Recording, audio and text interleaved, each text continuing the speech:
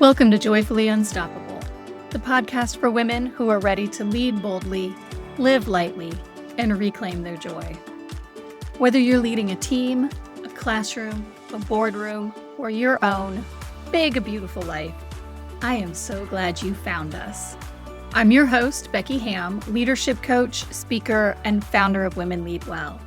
After years of high-level leadership, I discovered that success doesn't have to come at the cost of your peace, your values, or your well-being. Each week, we'll explore what it means to lead with clarity, confidence, and authenticity, even in a world that tells you to hustle harder and prove your worth. You carry a lot. Let's help it feel lighter. So friends, tell me if this resonates. You set a goal. You create the plan. You put in the work. At first, it felt exciting. There was energy, optimism, the thrill of getting started. But now, weeks, maybe months into the journey, you find yourself in a different place. The finish line is still too far to see clearly, and the early momentum has faded. You are caught in what many leaders call the messy middle. It's that stage of progress that feels uncertain, exhausting. No matter how much effort you're putting in, you don't feel like you're moving forward. You begin to wonder if it's worth it, if you're even cut out for this. And maybe you should just give it up altogether. If you feel stuck in the messy middle, my sweet friend, you are not alone. Every leader who has pursued a big goal, whether in their career, building a team, personal growth, everyone wrestles with this stage. It is an uncomfortable space, but it's also a formative one. And so today, I want us to take a look at why we feel stuck in the middle of our journeys, what is actually happening beneath the surface, and how we can keep going with clarity, resilience, and confidence. And friends, I'm not just talking to you with this episode, I am also very much talking to myself. I'm in my own messy middle moment with launching Women Lead Well and with getting ready to put out Frantic to Flourishing, my 12-week online burnout recovery program. It has been so much fun and so rewarding. But man, will I be happier when this phase of business development is in my rear view. So thanks. This is maybe therapy for me even more than it is for you. So thanks for coming along the ride. So why is this messy middle so stinking messy? Why can't we just go from start to middle to finish with ease and consistency and a nice, smooth, easy to understand trajectory? Well, I talk about our brains a lot on this podcast. I'm going to talk about it again. One of the reasons the messy middle feels so hard is that our brains are wired to thrive on visible progress. And at the beginning of a new project, we experience the quick wins. This might be a new role, a fresh idea, a burst of energy. All of it is sparking that newness energy. The end of a big project or a big initiative, a large sustained effort, we see the reward.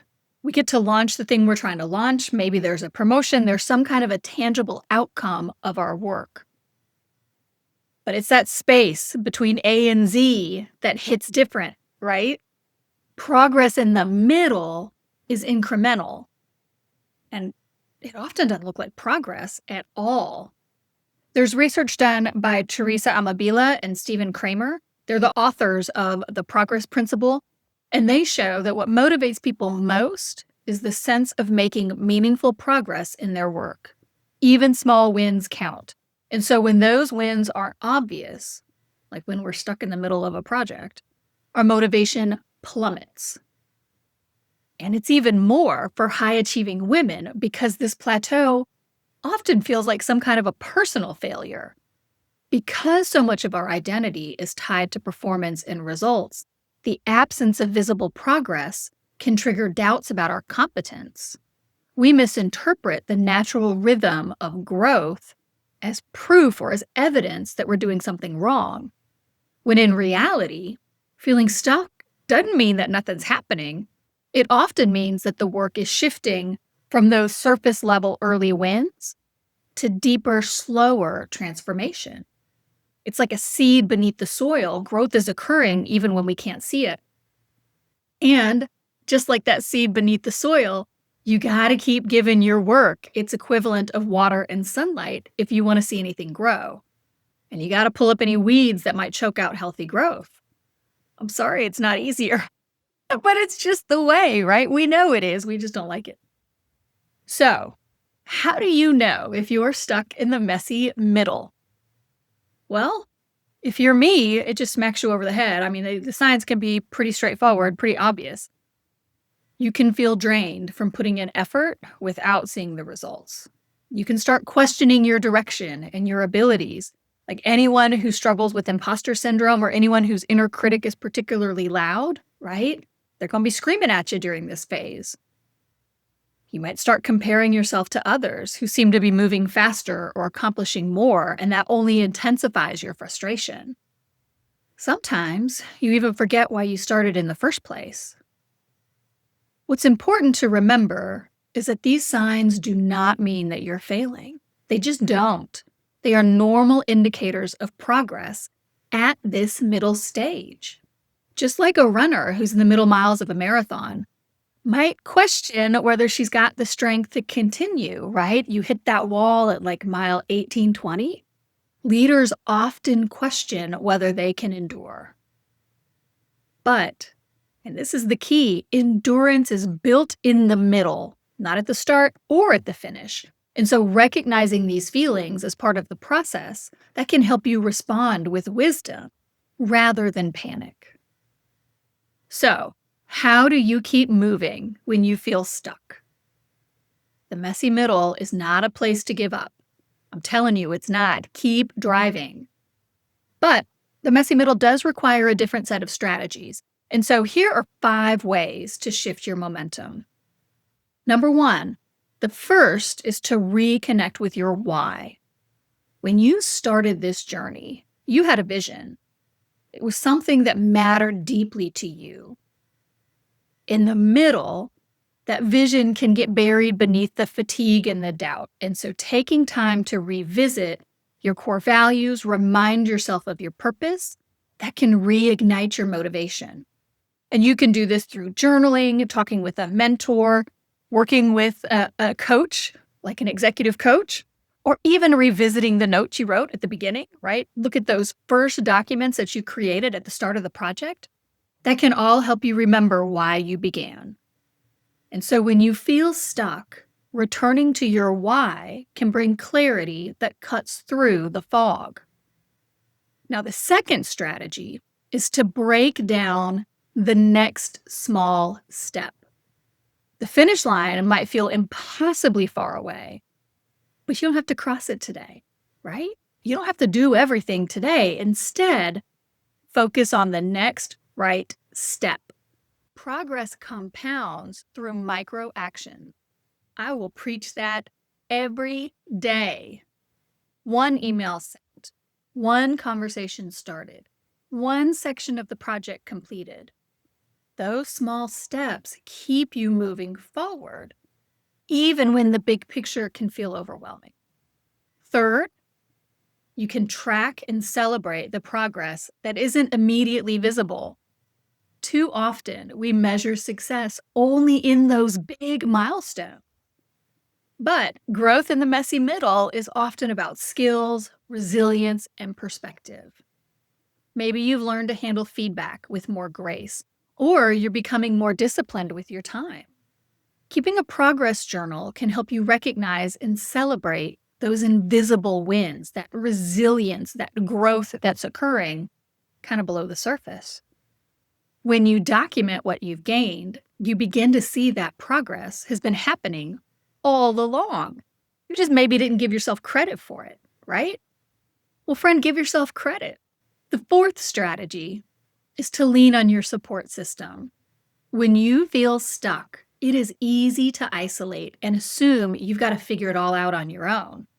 But mentors, peers, coaches often see the progress that you've missed. They can provide encouragement, a fresh perspective, accountability. Surrounding yourself with people who believe in you helps to break that spiral of self-doubt, right? You get that inner critic in the one ear, and then you've got your cheerleaders surrounding you to drown out that inner critic. And not in a mean way, but just to correct the false assumptions or the misperceptions or the limiting beliefs that the inner critic often brings. And fifth and finally, practice resting strategically. No guilt around rest. I can't tell you the number of women who I coach who feel like rest is a reward, that they don't get to rest until they've reached that finish line. And friend, what I'm telling you is no, ma'am. You rest today. Why? Because you perform better well rested than strung out and tired. And because sometimes that stuck feeling is not about progress at all or a lack of progress. Sometimes that stuck feeling is about depletion. Your body and your mind might simply need rest. I've talked in a previous episode about body budget. I'll try to remember to link it in the show notes below, but it's a real thing. Rest is not a weakness. It is the foundation of sustainable leadership. And when you got a big, juicy project that you were working to execute, you have got to take time to restore your energy. You need sustainable leadership. And when you move into that space, when you rest, you return to your work with fresh creativity and strength. That's what you need for the long haul. So friends, when you feel stuck, I get it. Again, I've been there. I'm a little bit there right now. Again, I'm talking to myself. I'm looking right in the camera. For those of you watching me on YouTube, I'm looking myself in the mirror, and this is my pep talk to me.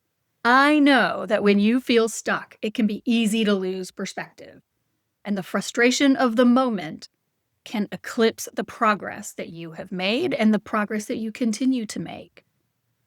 But success is not built in a single day or on a single accomplishment. Success comes over time through persistence and reflection.